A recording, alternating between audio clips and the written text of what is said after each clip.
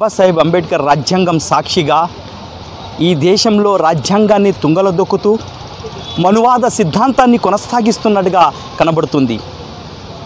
వాస్తవానికి ఈ 2 మాసాల నుంచి ఏం జరుగుతుంది దంతేవాడలో, మరి ఆదివాసులపైన ఏం జరుగుతుందని పౌర హక్కుల సంఘం, సిడిఆర్పిఓ మరియు వివిధ ప్రజా సంఘాలు కలిసి దంతేవాడ ఆ ఆదివాసీ బిడ్డలను చూసేదానికి అని వెళ్తే ఎక్కడ చూస్తే అక్కడ సిఆర్పిఎఫ్ పోలీస్ బలగాలు, ఇలా పోలీస్ బలగాలంటే వాళ్ళకి నిర్వచనం ఏమున్నది అంటే ప్రైవేటు గుండాలుగా వ్యవహరిస్తున్నారు.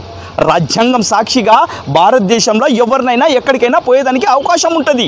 మరి ఒక కాడ అన్యాయం జరిగినప్పుడు, ఒక కాడ శవాలు లేస్తున్నప్పుడు ఆ ఆదివాసీ బిడ్డలను పరామర్శిస్తామని, మరి ఏం జరిగిందని తెలుసుకునే దానికి వెళ్తా అంటే అక్కడ అడ్డుకోవడం అన్నది హేమైన చర్యగా మేము భావిస్తున్నాం.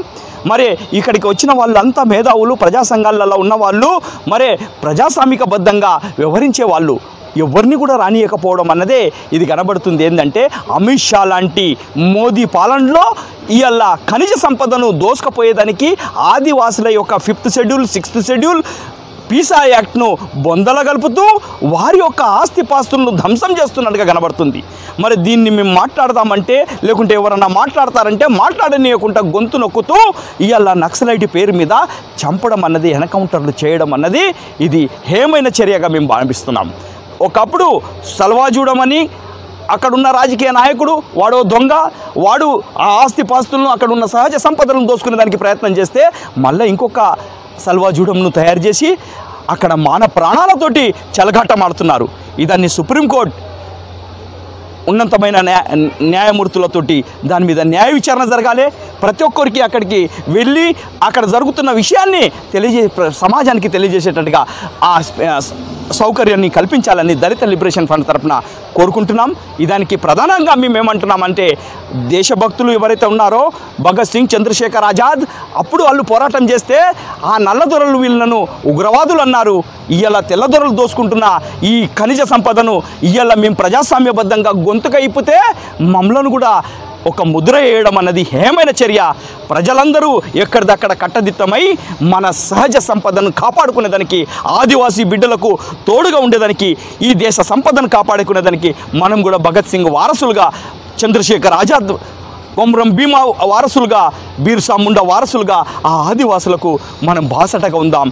ఇప్పటికైనా కానీ మేము కోరేది ఏంటంటే, నయా పైసా జీతం లేని జబ్బకేసుకొని ఎక్కడ పుట్టారో, ఎక్కడి నుంచి ఎక్కడికి వచ్చి ఆదివాసులకు వారి యొక్క బతుకుదేరు గురించి చెప్తున్నారో, వారి హక్కుల గురించి చెప్తున్నారో వాళ్ళని ఎన్కౌంటర్ చేయడం అన్నది హేమైన చర్య.